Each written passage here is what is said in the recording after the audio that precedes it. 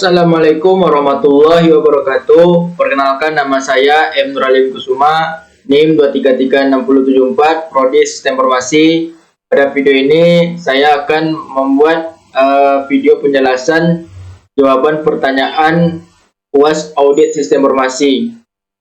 Yang pertama yaitu soal yang pertama, jelaskan apa itu audit sistem informasi, fungsinya beserta peran auditor di dalam pengembangan sistem audit, dan jelaskan apa saja pengendalian audit sistem informasi dan risiko yang terjadi di dalam audit. Yang pertama itu ada pengertian audit sistem informasi.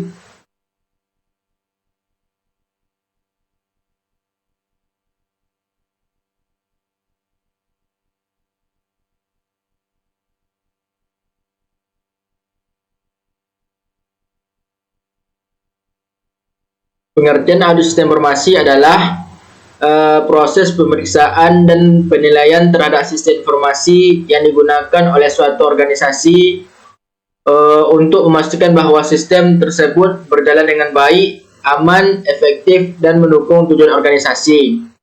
Fungsi dari audit sistem informasi yaitu ada 5. Yang pertama, menilai keamanan data dan informasi. Yang kedua, memastikan sistem berjalan sesuai dengan prosedur. Yang ketiga, mengurangi risiko kesalahan dan kecurangan. Yang keempat, menjamin keakuratan informasi yang dihasilkan.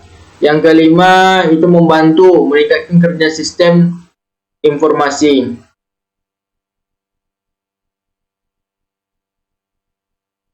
Peran auditor dalam audit sistem informasi, yang pertama itu ada memeriksa keamanan dan pengendalian sistem. Yang kedua itu mengidentifikasi kelemahan yang ada pada sistem. Yang ketiga, memberikan rekomendasi dan perbaikan. Yang keempat, menilai apakah sistem sudah sesuai dengan standar yang berlaku. Yang kelima itu membantu manajemen dalam pengambilan keputusan terkait teknologi informasi.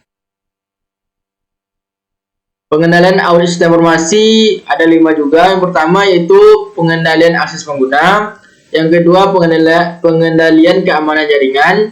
Yang ketiga itu ada backup dan recovery data. Yang keempat yaitu pengendalian perubahan sistem. Yang kelima, pengendalian operasional dan dokumentasi. Risiko dalam audit sistem informasi ada juga 5. Yang pertama yaitu kehilangan data yang penting. Yang kedua, kebocoran informasi rahasia. Yang ketiga, serangan virus atau hacker. Yang keempat, kesalahan pengolahan data. Yang kelima, gangguan sistem yang menyebabkan operasional terhenti. Untuk soal yang kedua yaitu jelaskan tahapan atau proses pelaporan hasil audit sistem informasi dan uraikan hubungan antara keamanan informasi dan audit sistem informasi.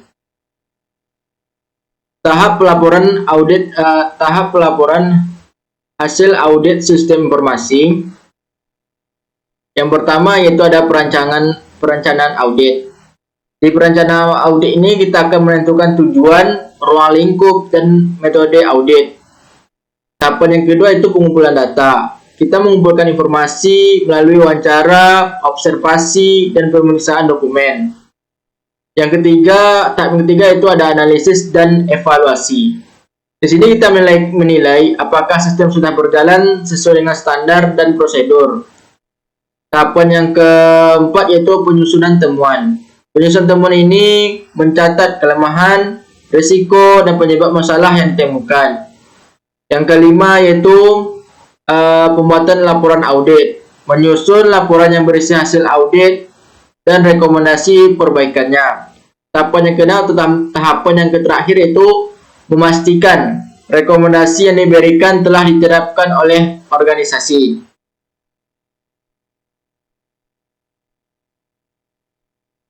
Hubungan keamanan informasi dengan audit sistem informasi ini, keamanan informasi merupakan salah satu aspek yang diperiksa dalam Keamanan informasi merupakan salah satu aspek yang diperiksa dalam audit sistem informasi. Audit membantu memastikan bahwa data terlindungi dari akses yang tidak sah atau kehilangan maupun kerusakan. Dengan adanya audit, tingkat keamanan informasi dapat diketahui dan ditingkatkan melalui rekomendasi yang diberikan auditor. Untuk soal yang ketiga yaitu sebuah organisasi mengidentifikasi risiko tinggi pada sistem mereka, tetapi tidak mengalami insiden selama bertahun-tahun. Faktor-faktor apa yang mungkin mencegah risiko tersebut terrealisasi dan bagaimana hal ini dapat mempengaruhi penilaian risiko? Organisasi memiliki risiko tinggi tetapi tidak terjadi insiden selama bertahun-tahun. Faktor yang mencegah risiko terjadi yang pertama yaitu organisasi memiliki risiko yang tinggi tetapi tidak terjadi insiden selama bertahun-tahun. Walaupun suatu organisasi memiliki risiko yang tinggi, belum tentu risiko tersebut langsung terjadi. Tentu ada beberapa faktor yang dapat mencegah risiko menjadi kenyataan, antara lain. Yang pertama itu pengendalian internal yang baik. Yang kedua, sistem keamanan yang kuat. Yang ketiga itu karyawan mematuhi prosedur kerja. Yang keempat, pemantauan sistem dilakukan secara rutin. Yang kelima, adanya backup dan pemulihan data. Pendapat terakhir itu belum adanya ancaman yang menyerang secara langsung. Pengaruhnya terhadap penilaian risiko ini itu tidak adanya insiden bukan berarti risiko tersebut hilang, tetapi auditor harus menilai risiko berdasarkan kemungkinan dan dampaknya. Risiko yang belum terjadi tetap perlu diperhatikan karena bisa saja terjadi masa mendatang jika pengendalian menjadi lemah. Untuk soal yang keempat yaitu seorang auditor menemukan kelemahan signifikan dalam sistem informasi perusahaan. Selain melaporkan temuan, apa yang sebenarnya harus dilakukan auditor untuk membantu organisasi berkembang? Dan hal apa saja yang bisa dilakukan oleh seorang auditor jika ingin mengurangi risiko audit? Tindakan auditor ketika menemukan kelemahan sistem informasi. Yang pertama itu auditor tidak hanya menemukan kelemahan yang signifikan. Auditor tidak hanya melaporkan temuan tersebut, tetapi juga harus membantu organisasi berkembang, yaitu dengan cara memberikan rekomendasi perbaikan, menjelaskan dampak dari kelemahan yang ditemukan. Yang ketiga, membantu manajemen memahami risiko yang ada. Yang keempat, memberikan saran peningkatan pengendalian sistem. Yang kelima yaitu mendorong penerapan standar keamanan yang lebih baik. Cara mengurangi risiko audit sistem informasi, yang pertama itu mengumpulkan bukti yang audit yang cukup. Yang kedua, melakukan pemeriksaan yang secara objektif. Yang ketiga, menggunakan metode audit yang tepat. Yang keempat, meningkatkan kompetensi auditor.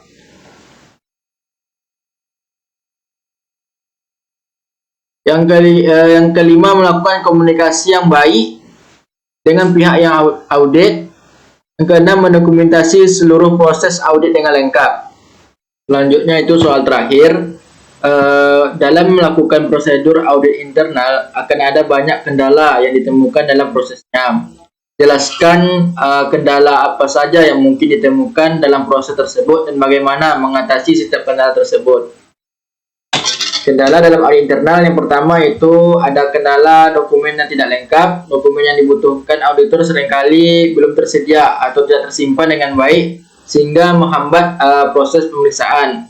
Solusinya itu meminta dan memeriksa kelengkapan dokumen sebelum audit dimulai. Kendala yang kedua itu keterbatasan waktu. Waktu audit yang memang singkat membuat auditor sulit melakukan pemeriksaan secara mendalam. Solusinya membuat jadwal audit yang jelas dan menetapkan prioritas pemeriksaan. Kendala yang ketiga itu kurangnya tenaga auditor. Tentu jumlah auditor yang sangat sedikit menyebabkan beban kerja menjadi lebih besar dan proses audit menjadi kurang optimal. Solusinya itu menambahkan anggota tim audit atau membagi tugas secara efektif. Kendala yang keempat itu data yang tidak akurat. Data yang salah atau tidak sesuai kondisi sebenarnya dapat mempengaruhi hasil audit. Solusinya itu melakukan verifikasi dan validasi data dari berbagai sumber. Kendala yang kelima itu kurang kerja sama karyawan. Sebagian karyawan terkadang memahami pentingnya audit, kurang memahami pentingnya audit sehingga kurang mendukung proses pemeriksaan. Solusinya itu memberikan pemahaman bahwa audit bertujuan untuk perbaikan organisasi. Kendala yang keenam itu sistem yang kompleks. Sistem informasi yang rumit membutuhkan waktu yang lebih lama untuk dipahami oleh auditor. Solusinya itu mempelajari sistem terlebih dahulu dan berkoordinasi dengan tim IT. Kendala yang ketujuh yaitu kurangnya pengalaman auditor. Tentu auditor yang kurang berpengalaman mungkin mengalami kesulitan dalam menemukan masalah yang kompleks. Solusinya itu mengikuti pelatihan dan meningkatkan kemampuan audit secara berkala. Kendala yang kedelapan yaitu ada gangguan teknis. Gangguan teknis adalah kerusakan perangkat keras seperti jaringan atau aplikasi yang dapat menghambat pelaksanaan audit. Solusinya itu menyiapkan dukungan teknis dan melakukan pengecekan sistem sebelum audit dimulai.